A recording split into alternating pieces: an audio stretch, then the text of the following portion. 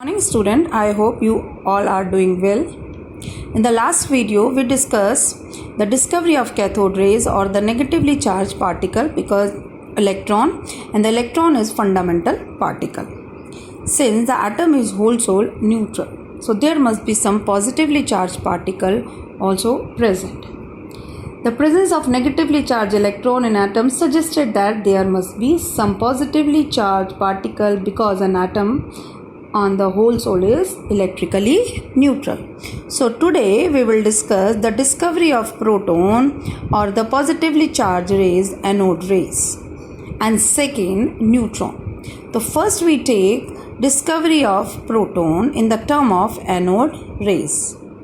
Now in 18th century the Goldstein discovered that addition in a cathode rays a new kind of rays. These rays travel in the opposite direction to the cathode rays. These rays known as anode rays and also known as canal rays or also known as positive rays because these rays consist of positively charged particle, that is proton. Now, what is a characteristic of anode rays or positively charged particles? The first thing, these anode rays also travel in the straight line and cause a shadow of the object placed in their path. Second, like cathode rays, these rays also rotate the wheel placed in their path and also have heating effect. Next, the charge to mass ratio, that is E upon m, for these rays is considerably smaller than electron. And the next, cathode rays, the E upon m ratio are same. Means for the cathode rays there is no change for the E upon m ratio. But in case of the anode rays, the E upon m ratio depend upon the nature of the gas taken in the tube.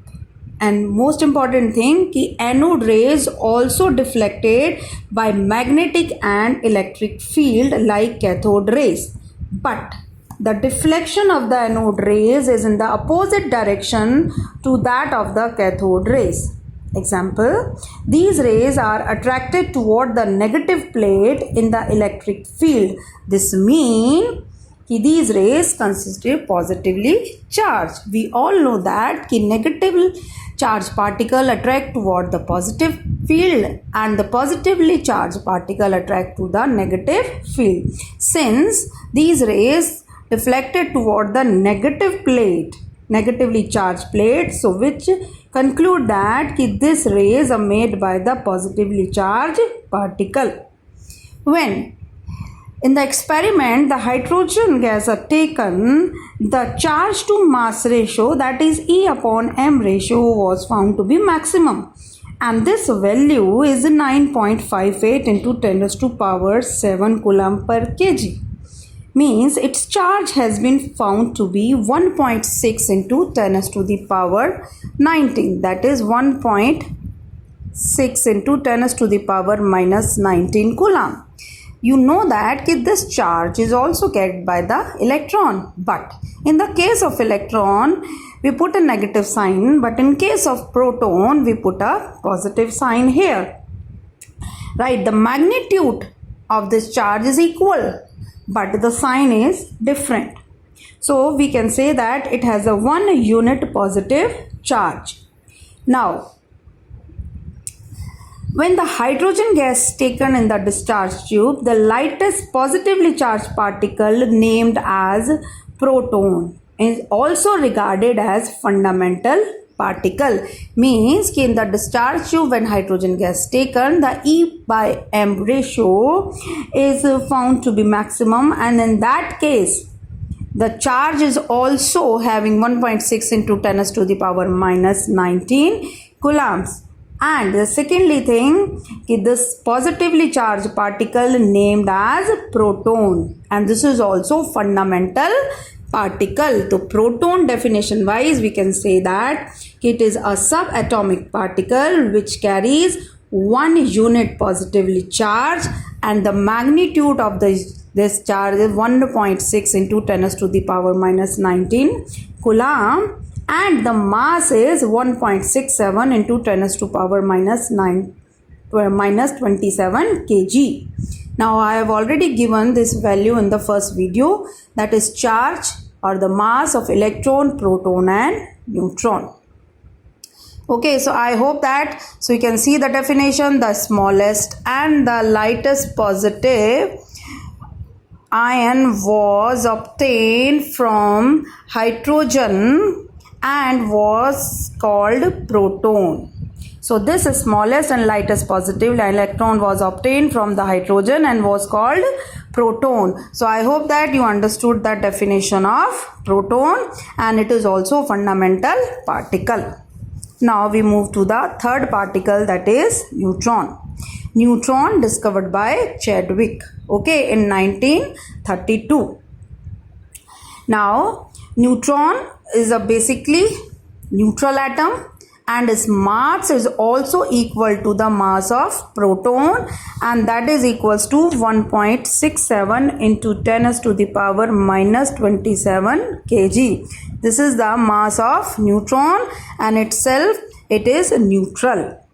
In 1932, when the Chadwick bombardment a thin sheet of beryllium element, beryllium the symbol is Be, with the alpha particle and observed highly penetrating rays which consist of stream of neutral particle, and these neutral particles were found to have a mass equal to this, and this is equal to the mass of proton, okay, and later the name given neutron. So neutron is also subatomic particle.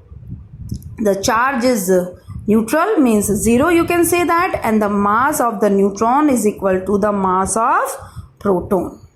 So I hope that it is clear. So there are 3 fundamental particles, electron, proton and neutron, where electron is negatively charged particle, proton is a positively charged particle, and the neutron is the zero charge, means neutral atom. Here the mass of proton and the mass of neutron are nearby equal, and the mass of electron is very less than the mass of proton. Okay, now after discovery of the 3 subatomic particle, fundamental particle, we will discuss the atomic model. I hope that atomic model in class 9 you have learned about the Thomson model. He was the first person who gave the first atomic model, Thomson model. There are various names we use for the Thomson model. I hope that you know the name, that is plum pudding model, or you can say watermelon, or the motichur laddu with the elaichi dana. These are the name of the models. And now these days, that is the summer days, you all are taking the watermelon. Watermelon, you all have seen that is outer portion, and their inside portion is a seed, just like a motichur laddu with the elaichi dana. So now in this model, what is sometime known as the plum pudding model also. Now in this model, the compared with the watermelon or the now in the watermelon you can say that the positive charge is completely, that is outer portion is a positively charged, and the seed embedded in this, that is electron. So black seeds are electron, and this complete portion is positively charged. Now so this is a very simple, but you all know that what is the limitation of that. So everybody know that, because in this model the concept of the neutron was not taken, means in Thomson model we discuss only the presence of 2 positively charged particles and the negative electrons only. So later on this model was failed. So I hope that there's a Thomson model. It's not very important for 11th class. So because it was a first model, so we discuss. The most important thing is Rutherford model. So in the second video I am telling about this.